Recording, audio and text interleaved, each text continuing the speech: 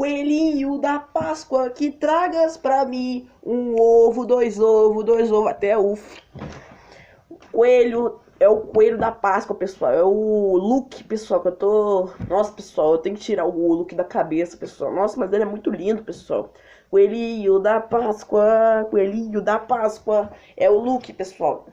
O Luke é um coelho, pessoal. É um coelho do mal. Eu sei que ele é um coelho do mal, pessoal. Mas eu gosto dele, pessoal. Sempre que ele é mal, eu gosto dele, pessoal. Eu gosto de coelho mal. Na verdade, eu gosto dele, porque ele é do mal. Mas, pessoal, na verdade, pessoal, eu quero mostrar pra vocês, pessoal, um novo vídeo do Luke, pessoal, que ele vai dançar aqui pra vocês aqui, tá, pessoal? Então, bora lá, então. Chega de enrolação, tá, pessoal? Tá de enrolação que o Léo vai estar jogando aqui agora, pessoal. Eu vou estar mostrando pra vocês aqui, ó. Pera aí. Pera aí, você sai da cara. Ele não pode passar na frente da tela. O que eu tô falando, mano? Beleza, pessoal. Vamos aqui, ó. Pausei. Beleza, pessoal. Deixa eu pegar meu tablet aqui pra mostrar pra vocês aqui. Não tem jeito, se não tem jeito, vocês não vão ver de longe.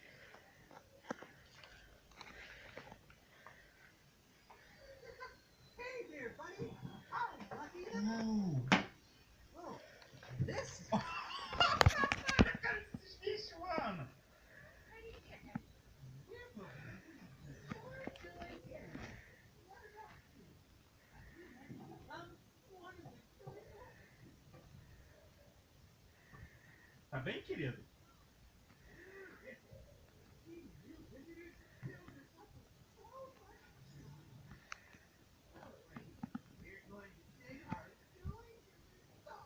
Caramba, o olho dele me acompanha.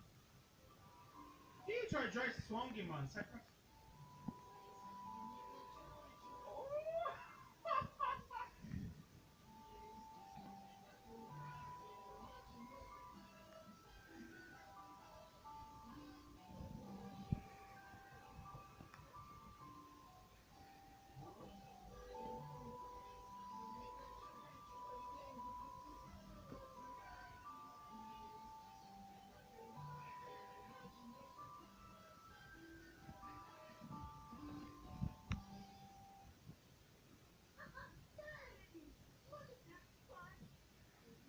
Não, não achei divertido não, cara.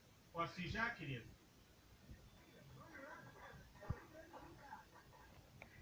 Cara, olha a cara dessa galinha, mano.